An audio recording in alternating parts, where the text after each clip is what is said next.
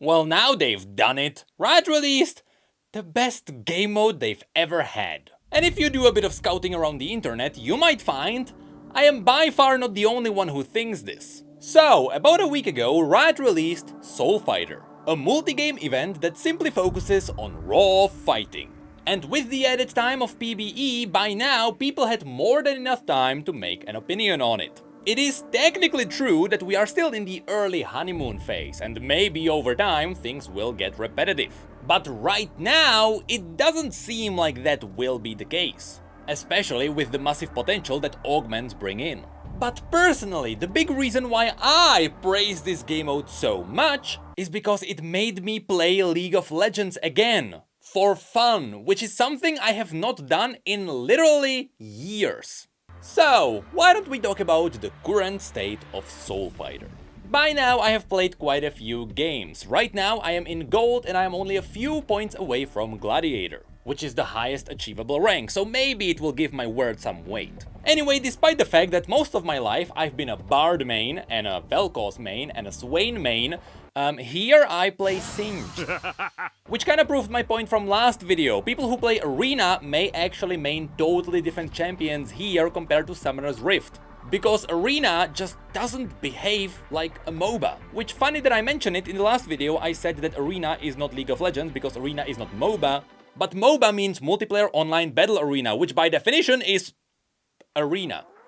Anyway, I'm a happy Singed player. And as I kept playing, I kept proving that what I said in my last video is remaining solid. In Arena, most champions work, and there is a really good variety of teams. You can play anything from double tanks, which is really annoying, but they can get countered by the classic Enchanter and AD carry. Or you can play a tank and Enchanter, or full turrets, or maybe a double mage. Maybe Undying Poppy and Alistar, who don't do damage and just push you into fire. It seems like literally everything can work, but everything also has a counter if you know what you're dealing with.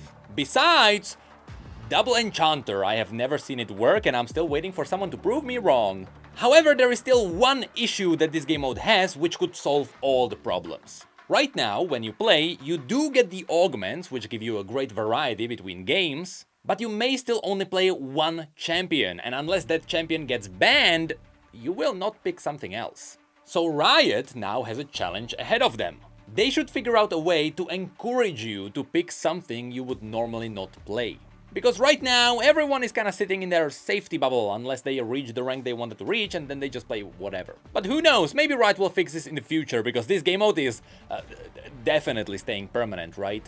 Also, I have seen some people complain that the flowers are OP. To which I object, not really. Flowers are simply a really strong objective which you wanna fight around. But I wouldn't really consider them OP because everyone is kinda on equal footing. And so if you know that the flowers are there, maybe you should use a little bit of skill to play around that fact. So overall, I would say it is just a good objective instead of something like Baron or Dragon. And speaking of skill, let's talk about the ranking system. Once again, what I said in the last video seems to be true. Since the ranking system in Arena was implemented the same way Hyperroll did their ranking, it seems like everything related to the player base transferred over as well. For example, I feel encouraged to climb because I like numbers going up. But I don't feel forced into playing the most broken things imaginable. Just like in Hyperroll, this is a lot lighter version of the normal ranking system. Which means it is very easy to go up or down if you just try only a little bit. So overall, I don't believe this system turned everyone into tryhards, as some people thought would happen.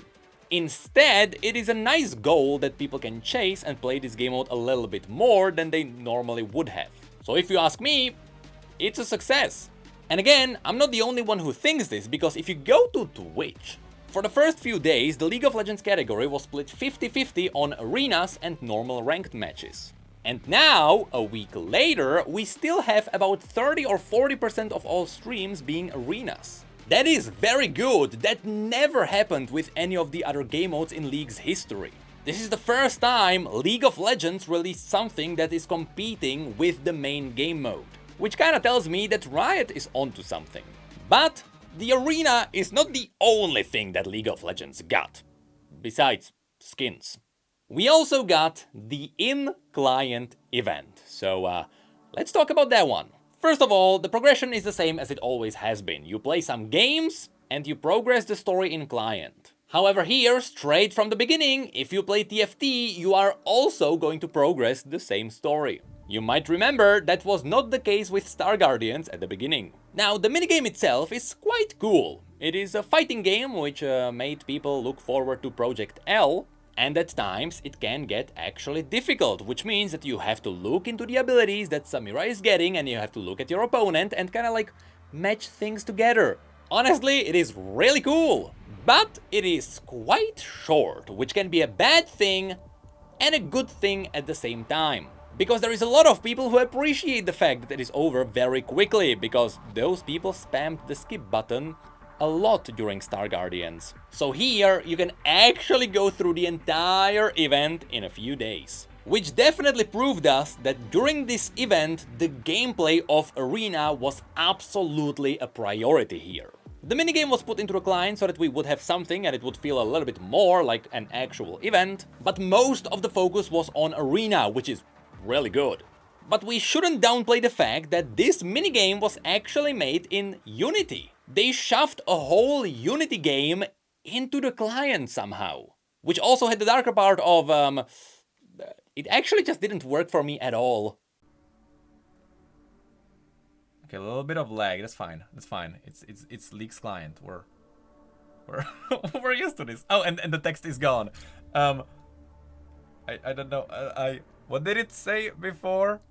I will launch. You know what? I will launch. I clicked on launch. Nothing happened. Oh my god. Client? Help? I'm clicking.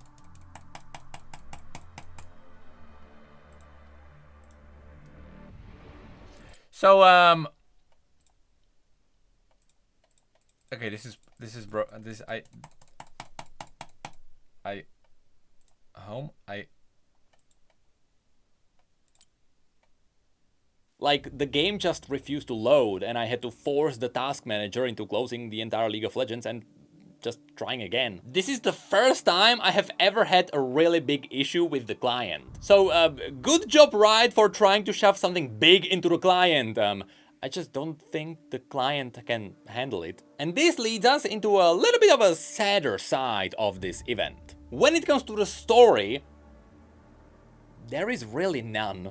Especially on League's side, as I mentioned, most of the effort went into Arena and then they just tried to make sure that the game works in client.